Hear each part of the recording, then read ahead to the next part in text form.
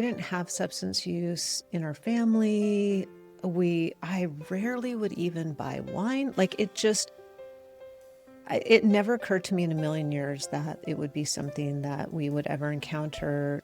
When I got the phone call from his 8th grade principal saying that he had been caught with marijuana in middle school, it was like, excuse me, what?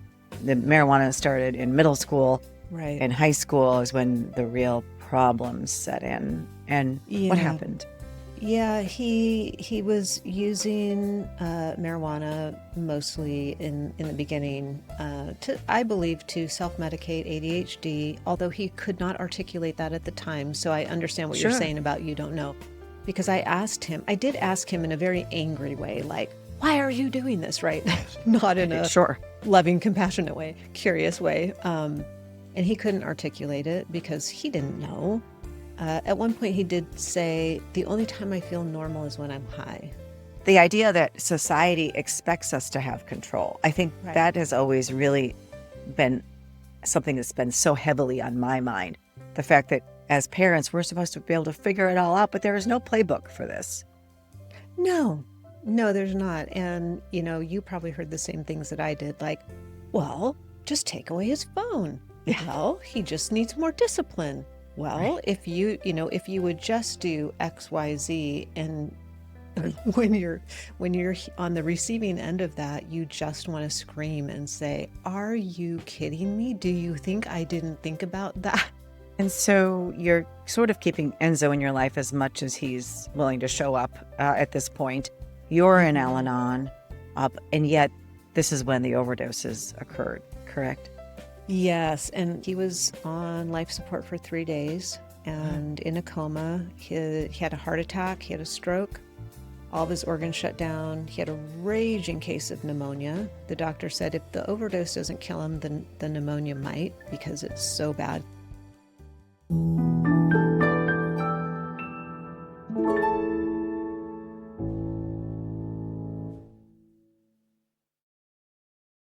When your child is in the grip of addiction, the fear can be paralyzing and the loneliness can feel just as crushing. Today's guest knows that experience from the inside out. Brenda Zane's son was just 15 years old when addiction entered their lives and upended everything she thought she knew. Their journey brought them to the edge, twice in fact, with 2 fentanyl overdoses in 3 days, and somehow they found their way back. Out of that pain, Brenda built the Hopestream community, which includes a podcast and online community she created specifically for moms and dads navigating a child's addiction, because she knew firsthand how desperately parents needed a place where someone truly understands. What started as a passion project in 2020 has grown into an organization that reaches families across the country. And I am so glad to share her story and her family's story on Grieving Out Loud. Thank you for being here, Brenda. Thank you so much for having me. Oh, of course. I went back and listened to your very first podcast that you put out. I think it was in 2020. Eek. When I didn't even know what I was doing. Yeah, our first one came out in 2019, and that was not quite, just about 10 months after my daughter died from fentanyl poisoning. And so, it's been a while since we've been doing this podcasting thing, but I wanted to listen to your full story about what happened with your son. And as I listen to it, I'm going to tell our listeners and viewers, because they're going to understand if they've been through something like this. It brought up so much trauma and anxiety in me, kind of reliving what I had gone through with my daughter, that I don't think about every day now. I don't think about what happened in high school, what happened right after high school, and trying to navigate the craziness. It's really a craziness that the whole family goes through when you have a kid who's suffering. It is. Yeah. And there's really no way to explain it unless you've lived it. Because I think people hear, oh, your child's struggling with drugs or alcohol, and they are only thinking about like your child. They're not thinking about that outward, like there's the rings and the ripples that go out from that, of the chaos and The chaos. phone Yeah. calls and the friends and the drug dealers and it's just never ending. And I have not found a way in 12 years to be able to describe it to anybody unless you've lived it. And then there's an immediate, like with us, like, oh, I know exactly. I've been there. I've been there. And maybe not every part of our story is identical, certainly not. But so much of it, there's a common thread that runs through the things that Yeah. happen, the way that the person suffering, the teenager suffering from substance use disorder acts, what they do, the lack of control, the idea that society expects us to have control. I think Right. that has always really been something that's been so heavily on my mind. The fact that as parents, we're supposed to be able to figure it all out, but there is no playbook for this. No, no, there's not. And, you probably heard the same things that I did, like, well, just take away his phone. Yeah, Well, he just needs more discipline. right. Well, if you would just do X, Y, Z, and when you're on the receiving end of that, you just want to scream and say, "Are you kidding me? Do you think I didn't think about that?" Right. Right. Because Yeah. people always know better, right? When they're not in that situation, when they're looking from the outside. And I want you to give our listeners, our viewers, some background about Enzo, your son. Yeah. It started when he was a teenager, just like with my daughter, and it started with marijuana. And I think we now know, and you can go back and we'll put some links to previous podcasts that we've done about the dangers of marijuana and for my daughter, also Xanax on the developing brain. So we know that now in hindsight, 2020, Yes. and we want to spread the word about that. But talk about what happened with Enzo. Yeah, it was one of those things that, we didn't have substance use in our family. I rarely would even buy wine. Like it never occurred to me in a million years that it would be something that we would ever encounter, not because we were better than anybody, but it was just like you could have just said, oh, you're going to have an elephant living in your dining room. Like it just wasn't a thing. So I was completely clueless to anything about any drugs, alcohol.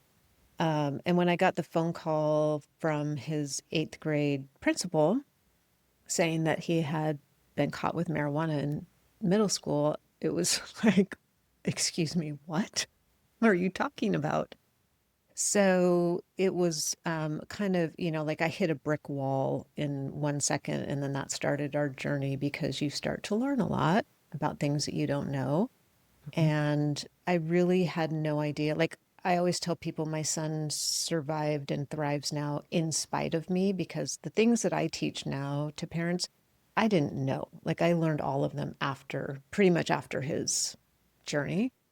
Well, let's address that for a second Yeah, because we yeah, do yeah. make a lot of mistakes as parents, and I've written about that in my blogs. I was also told by a lot of counselors to do this, do that, and we would go from counselor to counselor looking for the right answers, and nothing worked. I mean, I would, Yeah. and I did the tough love thing for a very long time, taking away things, punishing, even, my daughter didn't come home for 4 days after high school graduation, and I ended up having to have her leave my house. I had younger kids at home, just like you did. Yeah. You're trying to say, hey, this is not okay. This is not acceptable behavior to model for younger children. And the only way I kept her in my life as she graduated from high school was to approach her from always a standpoint of love while not really I didn't give her money. I didn't give her cash or things like that, but I would feed her. And she always knew she had a place to stay if she needed to stay. But she didn't want to stay because I didn't allow drugs in my home. Yeah. So, Yeah. but there's no, like, you learn things after the fact. So to your point, from your mistakes, other parents can learn. Yes, 100%. Because what I always say is like, I ran the experiment for you, so you don't have to do it. The yelling, the screaming, the Yeah, taking away, the punishment, like none of that works. It just causes more divide in your relationship, right. makes them sneakier, takes everything underground, right? So, but it is the natural response because no one teaches a parent the like psychological and emotional and behavioral things that you have to do with a child who is harming themselves. Like that's just not anything that they teach you in whatever parenting school doesn't exist, right? So your natural response is like, well, you're doing something really dumb and really harmful. And it just on the surface looks ridiculous. Like, what are you doing? You know, what are you thinking? And I think if I could just give one message to parents is to know that behaviors make sense. Like the things that I do in my life, in my day to day, make sense because they give me something, right? I drink my coffee because if I don't, I get a headache at 2 o'clock. Like that's just the way it is. So there are things that we do, and our kids are exactly the same. Unfortunately, what we see, the tip of the iceberg, is the behavior. It's the doing crazy things and using substances and hanging out with people that are dangerous and scary and, bad influences, all the things. Right. And their personalities change too. That's Yeah. the one thing that also happens. It's not your kid anymore. It's not really the kid that you had before the substances started. Yes. Yeah. And, for a lot of us, and I don't know about Emily, but ADHD plays a huge role in why kids often start to reach out to substances because it does very temporarily, for a very short amount of time, help them self medicate some of the feelings that they're having. For kids who don't have ADHD, there's also lots of reasons, right? There's trauma, there's anxiety, depression, especially after COVID. A lot of the kids that are now 15, 16, 17 were 9, 10, 11.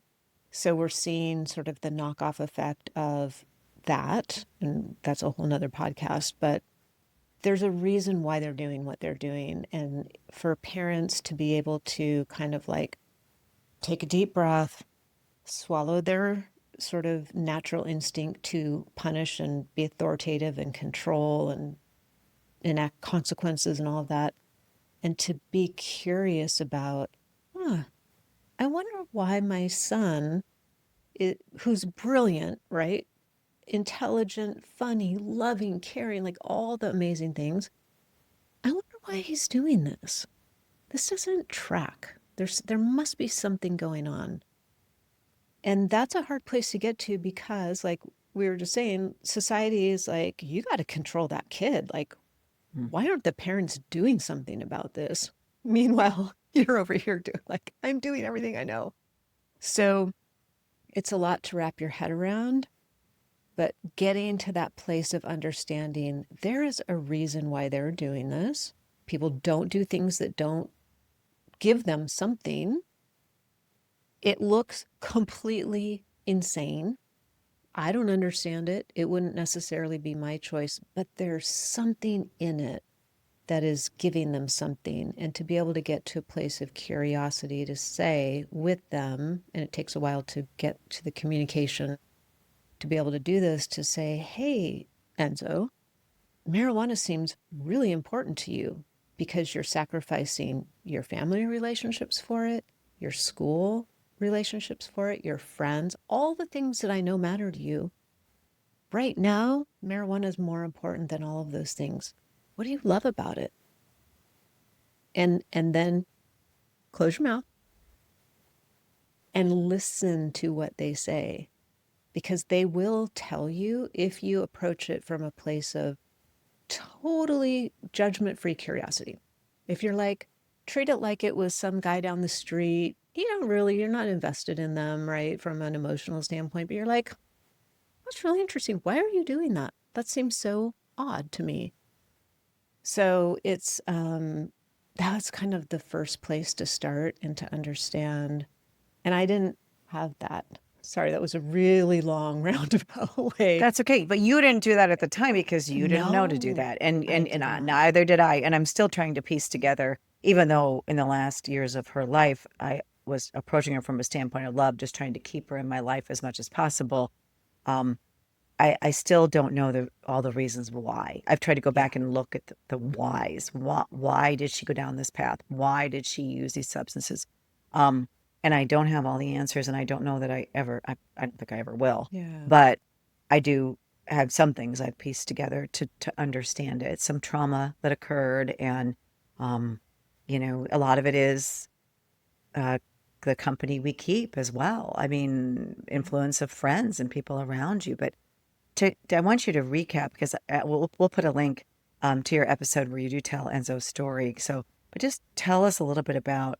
So he's in high school at this. The marijuana started in middle school. Right. In high school is when the real problems set in. And what Yeah. happened?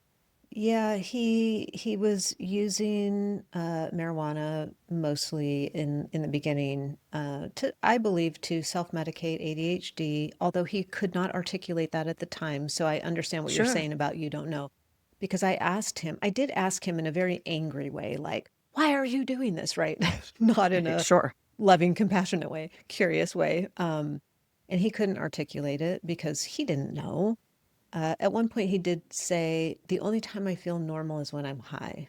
And And I've heard that. so, I've yeah, heard that from people suffering from substance use. The first or second time they tried marijuana, most of the time it was marijuana, they found their answer that they could finally feel normal. yeah, yeah. And that can be cocaine, it could be alcohol, but there's Sure. something, and that depends on what's going on in their brain, right? So, uh, yeah, so he was using, his friends really pulled away, and we had lived in this tiny little village of, a suburb of Seattle where it was sort of like this really quaint, magical little space with 10 kids that all grew up together from second grade, like the picture perfect thing. And so all of his friends really started to pull away. And as we know in high school, friends are everything. Right. And so he really sought out friends who would accept him and accept the substances that he was using. And those are not usually the greatest people in the world. And it's not that they're bad kids, it's just that they're just like Oh, him. They're suffering as well, yes. right? And they're Yes. using for, yeah, yeah. Yeah. And there was very little parent involvement in those kids' lives, I found out later.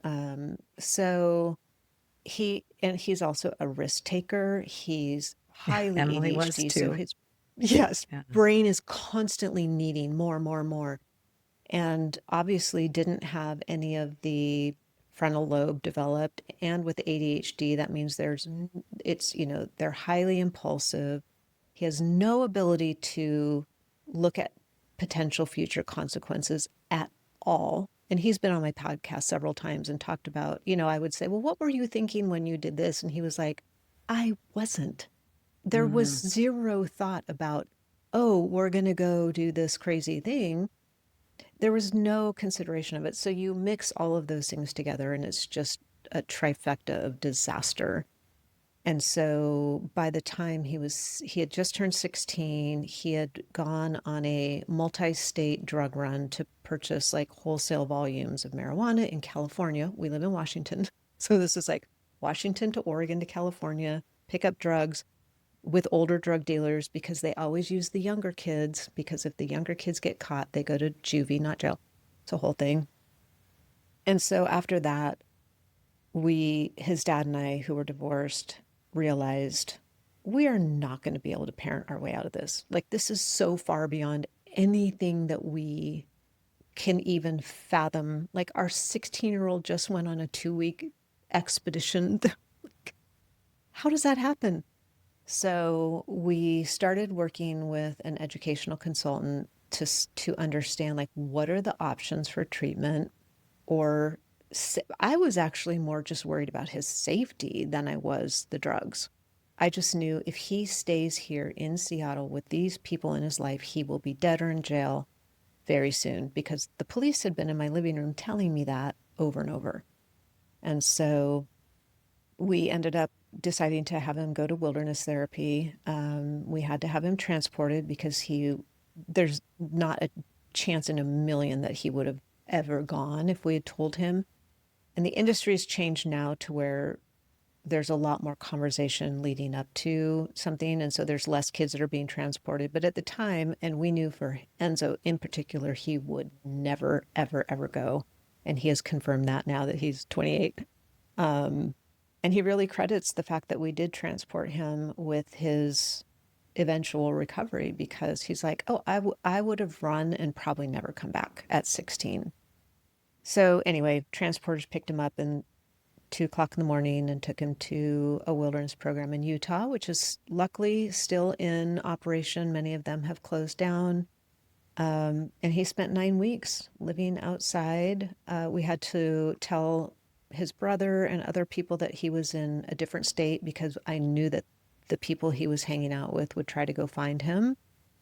Um, so he lived outside in nature for 9 weeks and had a world-class therapy. And, they learned so much there. They were really adamant about the fact that he was not ready to come home after those 9 weeks. And so we had chosen a therapeutic boarding school that was also in Utah, and he was going to be there for 9 months. So he went there, and he was the model student because he learned that if he was really good, he could get a home visit after 3 months in the boarding school. So he did. And he came home, and I made pot roast and mashed potatoes and all of his favorite meal. And he had a couple of good friends over. We ahead of time worked with his therapist and found like these are the rules when you're home, and these are the people that are okay to come over, and these are the ones that are not. And he ended up running away that night. And he was gone for 2 weeks. And he said, basically, you stole 6 months of my life. I'm taking them back. So it was not an easy or lovely or pleasant journey. If you're a mother grieving the loss of a child, dear friends of mine, moms who've lost children to fentanyl poisoning and overdose, are hosting the Sisters of Strength Warrior Moms Retreat, October 9th through the 11th at Wildwood Hills Ranch in St. Charles, Iowa. It's a weekend of healing, connection, horseback riding, and creative remembrance with women who understand. This weekend isn't about forgetting, it's about remembering with love. The link and details are in the show notes. I hope you'll join us.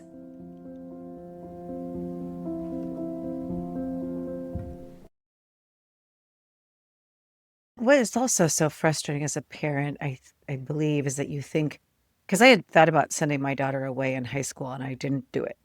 I really weighed like the pros and like, was this really going to help? What was it going to be like when she was so far away? Could I handle that? Um, and I looked at the costs of some of these programs. Yeah. And I mean, hundreds of thousands of dollars you Yes. probably spend. And other parents, so many other parents I've had on this podcast, same route, wilderness, followed by, kind of a boarding school type situation.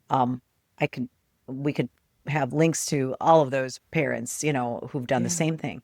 And you think this is going to fix it. This is going to cure it. This is going to fix it. And then it doesn't. It doesn't. And and I'm sure for some people, there are probably people out there where that's all it took, right? There has to be. I haven't spoken to them yet. So I do know my co-founder is one of those. Her son did go to wilderness and then went to sober living, and he's never relapsed, and it's amazing. But that is very rare. Yeah.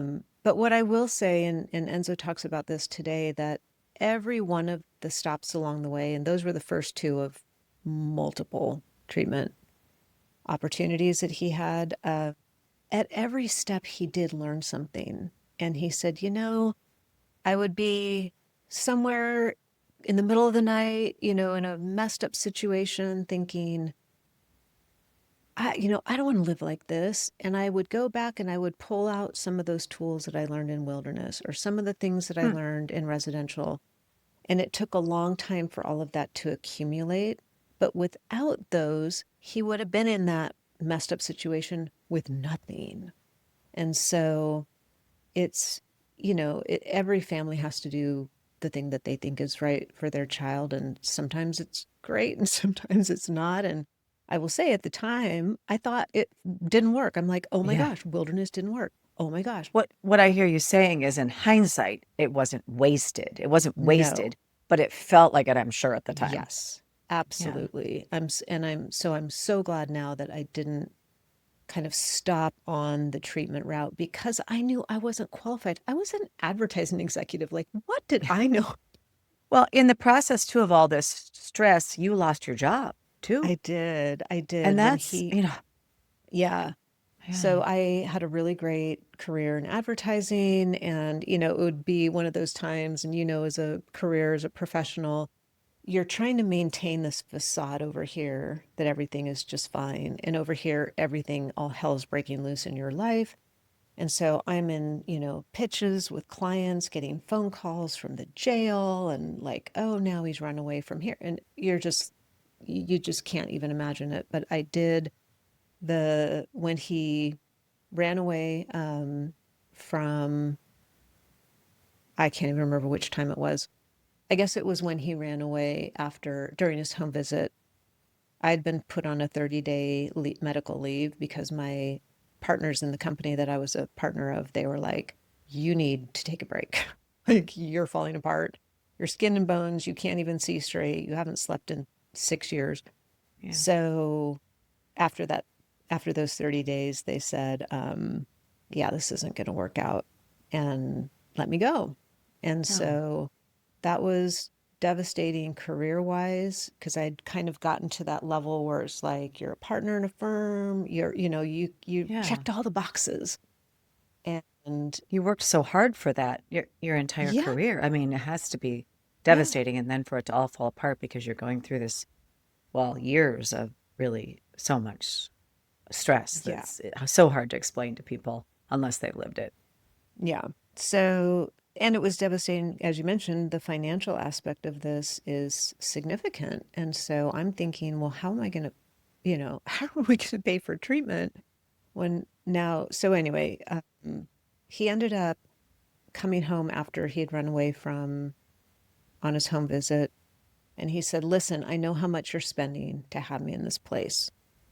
You don't need to do that. I'm fine. I get it. I did wilderness. I've done 3 months at residential. I understand. I need to stop this.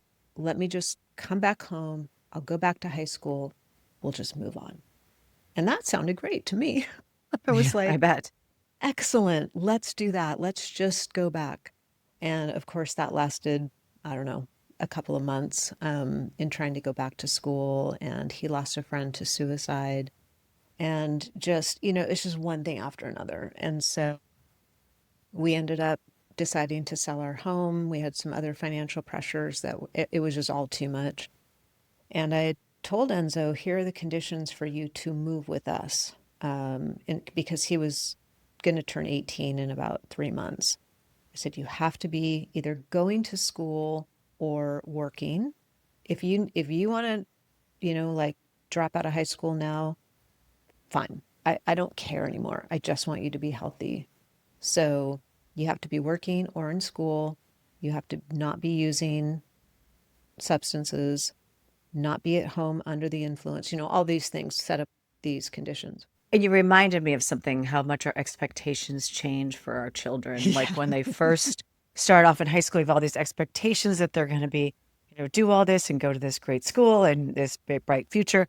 And at one point with Emily, my expectation in high school was not pregnant and graduate. That's my expectation, 100%. which I felt like, what Yes. has happened here? This is not how it should be. But yes, your expectation is, I don't care whether they drop out of high school at this point. I just don't want you to use drugs. If you can have Yes. a job or whatever. I get that. Yeah, because it's gotten to the point where you don't see a brighter future. Yeah. And I realized that my focus on school was overriding my focus on his health. And that I'm glad that I realized that, because I do see a lot of parents even today prioritizing the school and the grades and the graduation over their child's health. And I'm like, you know what? Schools are not going to go away ever. They're always going to be an You opportunity can to go to always go back to school. school. Right. Can Yeah. always go back to school. So, he did not comply with the requirements to move with us. And so before he turned 18, we moved, and he did not move with us. And he was bouncing around between, I don't know, drug dealers' homes. His dad had a boat that he stayed on for a while, just sort of homeless ish, I would say. And that's when I really started noticing the health impact on myself, because I was thinking, what kind of a family, and especially what kind of a mom does this? like tells her son, you can't live with us anymore. Yeah. And, you know, I had to tell his younger brother, you can't tell him where we live. You cannot give him our address because we had drug dealers showing up and, you know, he's telling me, oh, they know where you live, mama. They know where you live, you know, because I would find drugs I get that and that yeah, feeling you're saying as a mom because that was one of the biggest regrets I've had at 18 when Emily disappeared for days. And then I said, you can't live here anymore if you're going to do that, because I've yeah, got these younger siblings at home and to set this example. And it's probably been my biggest regret because she never lived in my home again. She ended up, staying at her, going to school for a while that she couldn't, survive there. Ended up, moving in with her dad's, which wasn't necessarily the healthiest place for her to be because there were no real boundaries or right. limits to what she could do. And so I always think if I hadn't done that, maybe if I'd let her continue to live with me, even though she was doing all these, it's so hard Yeah. to know. Yeah, it is. And yeah, you have to do what you have to do at the time. And I knew that my safety was at risk, my other kids' safety was at risk. And so you go through a lot of that guilt and shame, and, Right. all the other kids are graduating from high school, and oh, where's Enzo going to college? And, just all the questions that you don't want to answer. And so you end up isolating a lot. I just stopped interacting with friends. I would tell my family as little as I possibly could.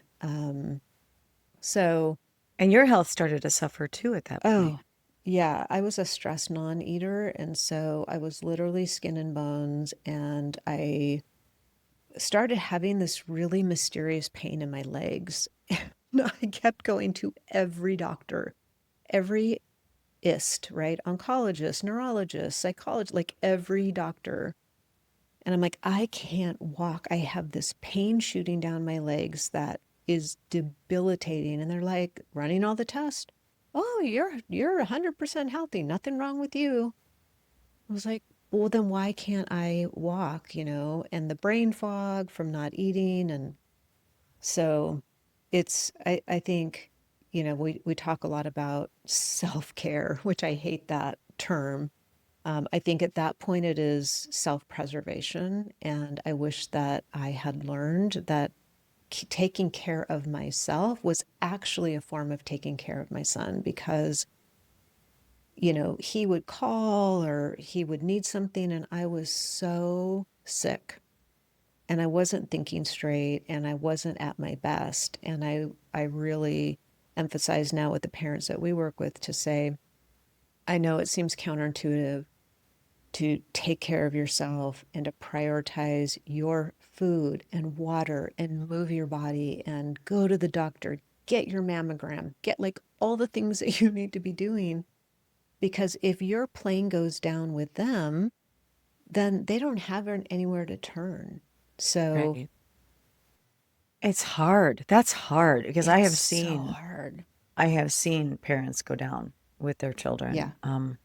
And also for your other kids. And where is Enzo in the birth order of your kids? He's the oldest. Oldest. And So Emily was my oldest too. Also, like when I say there's no playbook, it's like this is our first child. We don't know and this stuff starts happening, and you're like, do all kids do this? Well, no, they don't. As I learned from my other children did the opposite. right. Turn in. I always say they turn in. They're not angels, but they kind of turn into angels because they wanted to do everything correctly because they did. They saw the pain and the suffering, Yeah. obviously, that was caused, Yeah. by Emily's behavior. So, yeah, it's the It's a whole family. lot. It's Yeah, a it's lot. so much.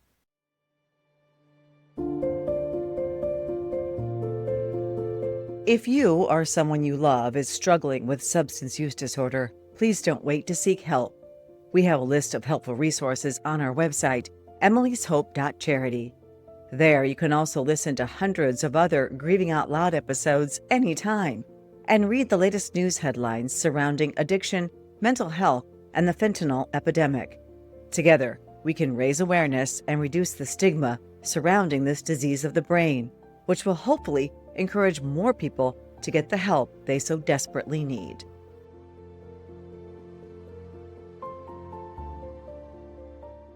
He did end up going to a couple of more treatment programs at various times and, would go and be successful and do well and then come home and fall right back into the same patterns. And a lot of that has to do with the same people, the same triggers, the same environment. It's like you can't just bring somebody back into the exact same petri dish that got them sick. And so that was not working. And then, he did move back in with us for a little bit because he was doing really well after he had gone to treatment. He did get his high school diploma while he was in treatment. So for all the parents who are thinking, if they don't get their high school diploma, it's the end of the world. No, it's not. He got his high school diploma in treatment. He actually finished a year and a half of high school in 3 weeks. So there was not a problem with the intelligence. It was the school Smart kid. environment. Yeah. Yeah. Yeah. And but then he fell right back into the same patterns, and so I had to say the same thing. You can't come home. You cannot live here. It's just too much. And so he was bouncing around again, and we really lost contact at that point for like months at a time. I would text him every once in a while, but he was always losing his phone. He never had access to Wi-Fi if he did have his phone, so it was very in and out.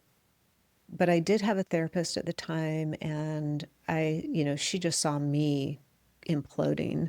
And she said, Brenda, you have to have a plan. Like, you can't just go on like this with him. Like, you're going to die. You're going to die before he dies. And so together, we sort of put together a plan where I would reach out to him and say, hey, if you want to get together for lunch or sit at a park, I'm happy to do that. You just can't be under the influence, and we're not going to talk about substances at all. That is the one topic that's off the table. And so he actually responded to that. I think one, because he was hungry most of the time. So food sounded like a really good idea, and then not having to talk about his substance use. And what that accomplished for me was I got to see him. I got eyes on him, as horrible as it was. He was not healthy at all. And I also got to see that my kid was still in there because I wasn't approaching it from like, okay, you need to do this and you need to do this and you need to go to treatment and da, da, da. Trying to fix That him, was, trying to yeah, fix the situation and fix yep. him. Yeah. That was not allowed. So he would talk about other things. And I realized he's still in there. Like, my kid is still in there. This is one part of his life. And right now it's taking up a lot of space in his life and in my life, but he's still in there. And so that was incredibly valuable. I would take him to go grocery shopping if he was staying on his dad's boat, and we'd get some healthy food. And And then you also, I want to mention, because this yeah, might be helpful for people who are listening. You also found Al-Anon to be very, very helpful. yes, my mom had mentioned it a couple of times. I was like, Alla, what? I was so completely clueless. And she said, so I think it might be helpful for you because there's other parents who, and I'm like, because I still felt, and a lot of parents feel like this, like our situation is different. Like Yeah. our And I situation, was in the public eye, and I felt like I don't want to walk into an Al-Anon meeting and everybody's going to know who I am in I my bet. community. And I don't want to air all this out. That is really and I never went at the time. And now I run a support group of families, all the same thing has happened. And of course, that is so helpful. It's the same principle, that all these other families, and your story's not really unique as you think it is. Not at all. Not at Right. all. And especially what you are going through internally, your emotions and feelings and thoughts are a thousand million other people are feeling the same thing. So, yeah, it was very helpful I finally did go. I actually went, the first meeting I went to was on the day that I had to tell him to move out, that he wasn't welcome to live in our home anymore.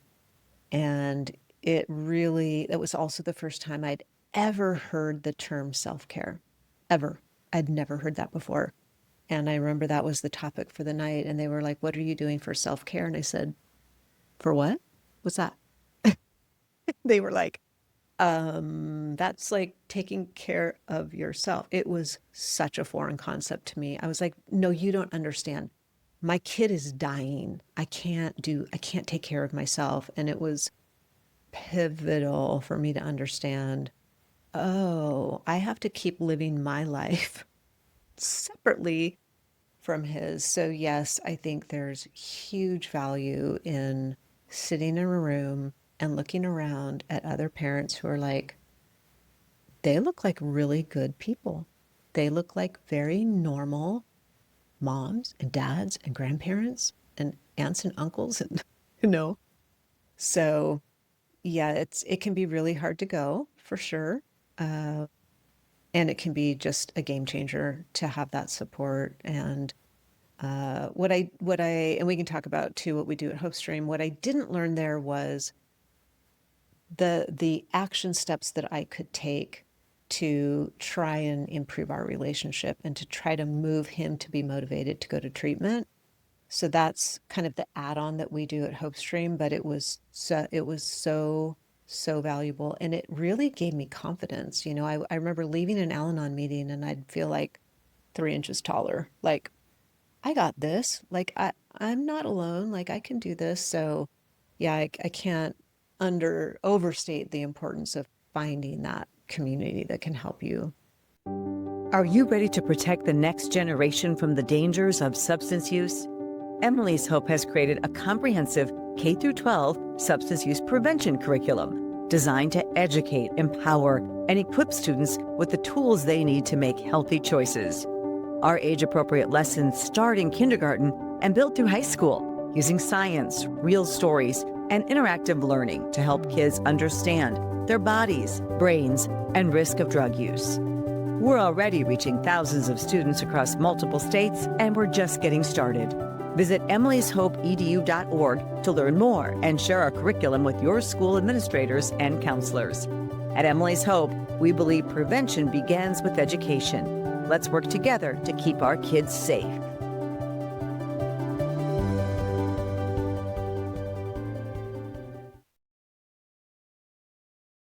And so you're sort of keeping Enzo in your life as much as he's willing to show up at this point. You're in Mhm. Al-Anon, and yet this is when the overdoses occurred, correct? Yes, and I had never even heard of fentanyl, never in my life. What year would this have been? 2017. 17. Okay. Yeah, Yep. And2017. I was just starting to talk about fentanyl before my daughter died in 2018. In fact, I had done investigative reports on the opioid crisis and done stories about Mm, overdoses on heroin, and mm, not thinking that this was going to happen to my daughter. She was using marijuana and Xanax. I knew about that. I yeah. didn't know about, the rest of it. But fentanyl was not a household word or like No, it is now.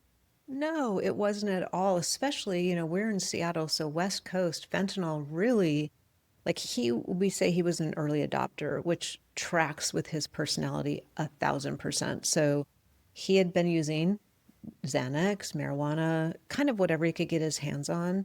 Hmm. And apparently, his dealer said, "Hey, I've got this stuff. It's super powerful. Do you want to try it?" And he was like, "Of course I want to try it." So he knew. Unlike, I don't know if Emily knew or not what she was No, she did taking. not. Yeah, Yeah. and most young At that people time. don't. Right. And especially at Yeah, that time. Right. yeah. So he was not in that category. He did know what he was taking. But at 19, as a guy, you think that you're invincible. And so I got a phone call on a Friday night and I didn't recognize the number and I answered it. And this girl said, "Enzo overdosed. He's at the hospital. I think you should go. He's in the ER," and hung up. And so that next month actually is just like a whole separate part of my brain because luckily she knew what hospital it was. We were about an hour, my husband and I were about an hour away, and we drove down, and got to the hospital, and the doctor pulled me aside and he said, "Did you know this is the second time that your son has been with us this week?" And I was like, "What?" He said, "This is his second fentanyl overdose this week. He was here on Wednesday and this is now Friday." Eh, it's one of those out of body experiences where you're like, first of all, I didn't even know what fentanyl was. He said it and it didn't even register because I was like, I don't even know what that is. Um, And he had been found in the back seat of a car. He had been with some friends, and they went to a restaurant or somewhere, and he stayed in the car. And his friends came back to the car after 3 hours, and he had no pulse. He was foaming at the mouth. His eyes were rolled up in his head, and his friend had a warrant, and so he didn't want to call 911, Mm. which I think every parent needs to know about Good Samaritan laws. That Right, would be a right. great link to put in your show notes, the Good Samaritan laws. We do talk a lot about that. And I was Yeah. actually doing a story on Good Samaritan laws on the day my daughter died, Oh my um, God. Oh, which is unbelievable. But we're trying to really pass that message along to young people too. But yes. yes, continue. So he didn't want to Yeah. call. He didn't want He to didn't want to call. call. Luckily, there was a girl with them who knew CPR. She was in nursing school. And so she pulled him out of the car and started doing CPR and did call 911. His friend ran off, and the medics got there and they did CPR for 30 minutes, and they still couldn't get a pulse. And so they brought him to the ER, put him on a ventilator, called us, and or got us there through this girl. And he was on life support for 3 days and in a coma. He had a heart attack, he had a stroke, all of his organs shut down. He had a raging case of pneumonia. The doctor said if the overdose doesn't kill him, then the pneumonia might, because it's so bad. Because, he was living outside. I mean, it was just, um, and so they kept, they basically said, get your family here. Like, you need to get your family here. Because his younger brother, 2 years younger, had literally that day flown down to California to start going on college tours with his dad, who lived in Southern California. And so had to call them and get them on a plane back to Seattle. All the family came, and they kept doing, after 3 days, they kept doing the sternum rub, where they like really rub them hard on the chest, and they're like, if you can hear us, give a thumbs up or blink your, squeeze your eyes or whatever you can do to let us know that you're hearing. And there was nothing. And so I was planning his funeral in my head. I was like, okay, well, it's this weird thing, because you're like, well, who would we invite? Like, he has no good friends. Like, all of his friends are the friends who helped get him where he is right now. So that's going through my mind. And what music would we play? Because he only likes this horrible rap music. You're just like going through those conversations in your head. And so there was one shift change, and a new nurse came on, and she said, I'm going to try and wake him up. And I was like, yeah, they've been trying that, and he's not responding. So she was, like doing the sternum rub and yelling at him, like, Enzo, if you could hear us, let us know. And we saw his thumb just do like a microscopic thumbs up, and we just lost it, absolutely lost it, because I Oh was my God. positive he was not in there. I was just like, this is it. And I'm a believer, and I was praying while we were sitting there, and I said, you know what, God, if this is going to continue what we've been through, take him now. Sorry, I get really emotional about it, because I couldn't do it anymore. I was like, I can't do this anymore. And I said, just take him. It's okay. I'll be okay. And then he gave the thumbs up, and it was this, a start of a month in the hospital, because he had to go through stroke rehab. So we were on the stroke unit with the 90-year-olds, and the nurses kept saying, oh, are you here to see your grandfather? And I'm like, nope, I'm here with my 19-year-old who has to relearn how to walk. He has to relearn how to tell time. He has to learn how to brush his teeth. He has to learn how to, dial a phone. So it was really intense. To recover just from the stroke was a huge recovery process. Sounds like it. And wow. I Yeah. mean, it's just, I'm imagining if Emily would have been in that position rather than, she was alone in her apartment and died. Mm, And when the responders came, they were not able to revive her. But I'm putting myself in your shoes, as I'm sure you could put yourself in mine because you've been so close to that. 100%. Yeah. But how did it impact Enzo? How did all of this affect him?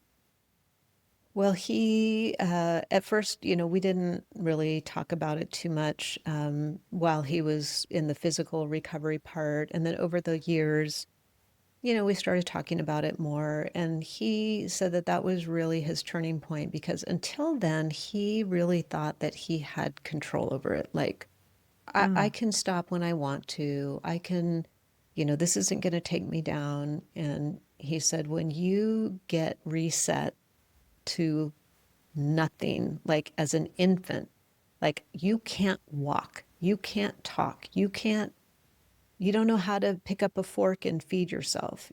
So he really feels like he got reset, like somebody went and pushed the button and that was it. He was like, this is my opportunity to start over. And he did smoke weed still after that, if you can believe it. Wow. Um, he didn't. It was not instant sobriety. He did smoke weed still after he. It was a long process. We ended up moving him down to California with his dad, um, and then he realized that he didn't want that in his life. There was a few things that happened that he was like, you know what, this makes me feel really stupid. I just feel slow and dumb when I'm high, and so he got that out of his life, and really learned how to manage his ADHD and how to live life as a person whose brain functions very differently than a neurotypical brain. And Enzo is such an incredible success story today. Tell me, he's 28, which Emily would have been 29. Yeah. He's doing what today? Today, he is mentoring adolescent and young adult guys who have mostly been to treatment and are returning to an environment where they want to continue what they learned in treatment and stay sober and rebuild their lives. And it really requires the, having like a little Sherpa alongside you who's already been there, who's made the mistakes, who's, gotten caught back up in all of the things. So he works with them on a one-on-one basis, and really helps them set goals and, avoid the temptations that are out there. And then he is getting his master's in addiction counseling and really hopes to, help a lot of young guys who are in the situation that he was in because he knows the pain that he went Yeah. through. And he actually, fun fact, went back and worked at the treatment program that he ran away from when he was 17. So he was on staff there for a couple of years, and yeah, it still blows my mind. I still can't Yeah, believe I it. was going to say, when you think about all this from where you started, and thank God he survived. I'm Yeah, so happy for you and your family, and that he yeah, didn't then later die from another overdose, because we know that happens too. I mean, yes, yes, there aren't a lot of really positive outcomes from these very powerful drugs that take over the brain and the soul, the body, all of it, right? There aren't a lot of positive stories like Enzo's. yeah. It's pretty rare, and I do feel like it's such a gift. And after all of this happened, I went back to my job in advertising, Oh, and I just thought, what am I doing? Like, what am I doing? I am selling shoes and shampoo and cloud storage and airline tickets. And like, I just went through this hellacious experience basically alone.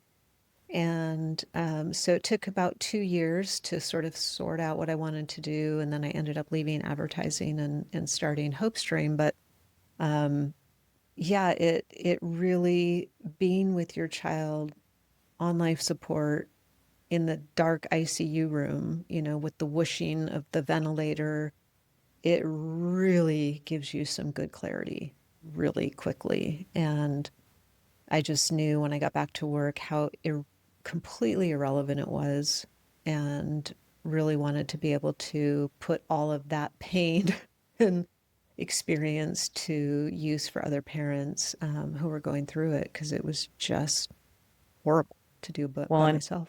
we're going to direct people to your Hope Stream community, because other parents desperately need guidance when they're in these situations.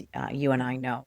Yeah. how isolating it is, how confusing, frustrating, overwhelming it is. And so any help that you are giving to other parents is just such a great thing to do. And how is your relationship with Enzo today? It's amazing. It takes time to repair trust, um, all of those things, but today we're able to talk about anything and everything. I'll call him and say, "Hey, we have a mom in the community who found this in her kid's backpack," and I'll send him a picture of it, and he'll be like, "Oh, that's this or that," whatever. And it's pretty wild when we're talking about these things, to be looking at his face. He lives in a different state, so we're on FaceTime, and I'm just like, is this really happening? Because it's just so surreal sometimes, but we have a great relationship. He's really proud of what I do. I'm really proud of what he does. And we both say, as horrific as it was, neither one of us would trade it for the world because it really gave me meaning and purpose in my life. I'm so glad I'm not still doing advertising. And I was able to take all the skills I learned in the business world and apply them now, to a nonprofit. And like Hmm. you, right, you take all of those skills that you learned in your career and media, and then now you can apply them to something that's really deeply meaning. So, yeah, Yeah. it's incredible. That's what I say all the time. Although I'd give it all back to have my daughter here alive. 100%, yes. I do say that, before I left my job in TV news, I thought, well, I can make a difference. And I knew I was making a difference with some of the stories I did. I knew Yeah, it changed laws, changed lives sometimes, at least brought awareness to some things. It yeah, made somewhat of a difference. But yeah, I thought with Emily's Hope, I can truly save lives. And I don't know that I can do that with a news story. I don't know that a news yeah, story is going to save someone's life. yeah. And so it was a kind of a no-brainer to me that I wanted to make this work. And I didn't know, it's kind of a leap of faith too, Right. to do that, just to quit your job and, do this full Yeah, time. But yeah. yeah. Well, I'm glad that you do because we have an online community, and I think since 2020 we've lost 8 kids, and so there's a lot of really hurting parents out there, Yeah. who, and you would know better than I do, but the loss of a child from substance use is different. I think Yes. there's a different amount, at least this is what I hear from our parents, is there's still a stigma around it. If you said, oh, they died in a car crash or they had cancer, you get a different response than Yep. they died of an overdose. And That's right. so I'm just, yeah, I wrote a blog called "My Child Died Too," but it wasn't from drugs. That's the when I hear from other parents who's, people want to qualify how they died, right, and I don't think it matters how a kid died, but it is a right, stigmatized death, and right, we give community for people who've gone through that, just as you're giving community for people who are in the thick of it right now. right. And there's need for both, for sure. Absolutely, Yeah. absolutely. Well, thank you so much for Of sharing your course. story, Enzo's story. Um, Anything else you want to let us know about the Hopestream community? Well, I think it's just really a way to get out of that isolation that is just crippling, right? And when we isolate, then we're not really getting access to the resources that we need for ourselves and our kids. And like Al Anon, it really is a way for you to learn how to change yourself and take care of yourself, hold boundaries, allow natural consequences. But then we teach the community reinforcement and family training approach, CRAFT. It's a terrible acronym. I wish it was different, but anyway, it's called CRAFT. And it really teaches parents how to maintain the relationship in a safe way, in a healthy way, and use very specific, we call them procedures, but it's basically behavioral approaches, motivational interviewing, things like that, to motivate your child to make change for themselves and want it for themselves, because that's the only time it's going to stick, is if that happens. So that's kind of the difference of what we do from Al-Anon, which is we add on a educational component of, here are things that you can do to keep yourself healthy and sane and safe, and at the same time move your child closer toward accepting some help, whether that's just a mentor, like what Enzo does, or a therapist, or going to treatment, whatever that might look like a step toward healthier. And so we really focus on that. And our community is for moms. The podcast is for dads and moms, obviously, but the community is for moms. We just tend to be kind of the gateway to the family. So if mom is learning things, she usually communicates that throughout the family. And it's a place to exhale and know that you don't have to explain anything. Everybody gets it. You don't have to explain the crazy and the chaos. And yeah, it's a really nice space for moms to learn and take care of themselves and make some friends where they don't have to be ashamed of what they're going through. Yeah, well, that's beautiful. And thank you for doing that.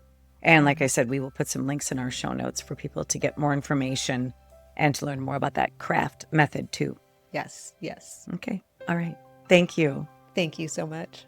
And thank you for taking time to learn more about this important topic impacting millions of Americans. We hope you found it helpful. For more information on Hopestream craft, community reinforcement and family training, and past episodes on the effects of marijuana on the developing brain, visit this episode's show notes. We'd also greatly appreciate it if you just take a moment to give us 5 stars on this podcast and be sure to share it with friends and family. Tune in next week for a new conversation. Thanks again for listening. Until next time, wishing you faith, hope, and courage.